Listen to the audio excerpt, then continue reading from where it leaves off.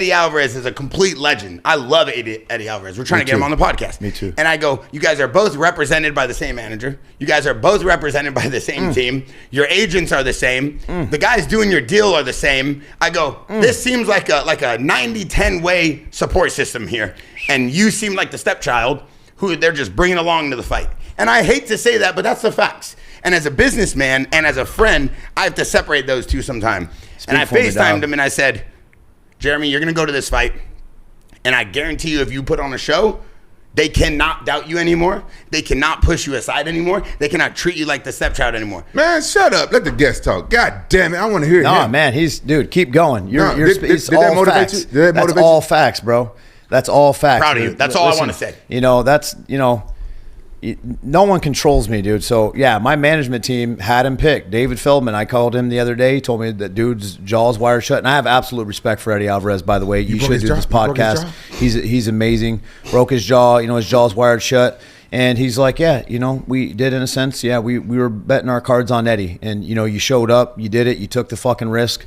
Feldman, if anybody, he's been in the fucking mud, been in the ringer, put his second mortgage on the house. He betted on me. But, authentically, yeah, they were betting on him. I signed my contract Thursday. I'm not fucking lying. So who's lying? Is it Feldman or is it my team that went against me and did this stuff? So, yeah, real raw, authentically, bro. I signed my contract Thursday, fight week. I'm damn near breaking down. I had just, my 2-3 coaches, my real longtime friends. I said, hey, dude, this is it. This is the money. I asked for more money. I wasn't given that, dude. And then all of a sudden the last thing, and I was like, bro, we're at where we started weeks ago. So yeah, I had to go up against that too.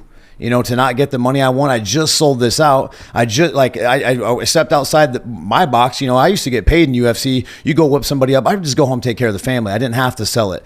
Now these days, everybody's getting behind these words. I'm not a man for talking. I keep the code of silence. I'm mafia. I'll fucking kill you, and I go home. That's it. But now, I sold it. I sold out the crowd. I feel like I had a Stephan Bonner fight and Forrest Griffin with the UFC. Dana's kind of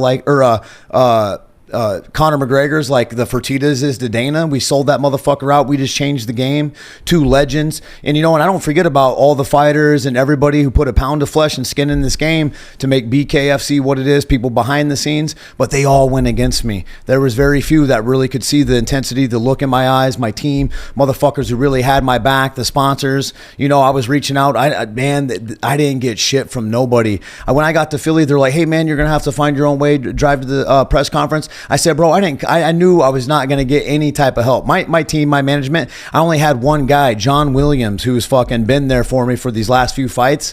When I fought Jimmy Rivera on that first fight, my manager was in Eddie's corner. Eddie's got his face caved in. I drew the line back then. So when it came to fight week, bro, there were some of my people in my management team, I didn't even respond to them, just like those people that were talking all that shit. The reason why had nothing to do with it. I didn't take it personal.